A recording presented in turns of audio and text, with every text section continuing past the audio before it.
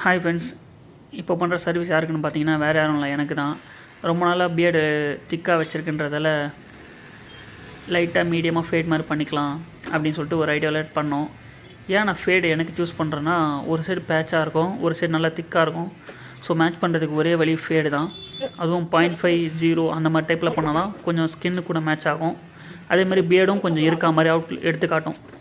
So இதை நாங்கள் எப்படி பண்ணியிருக்கோம் பார்த்தீங்கன்னா, ஃபஸ்ட்டு கிருதாவை கட் பண்ணிவிட்டு அதுலேருந்து 0.5 ஆக்சுவலி 0, 0.5, 1, 2 அப்படின்ற மேலேருந்து சொல்கிறேன் நான், அப்படின்ற ஆர்டரில் பண்ணியிருக்கோம்.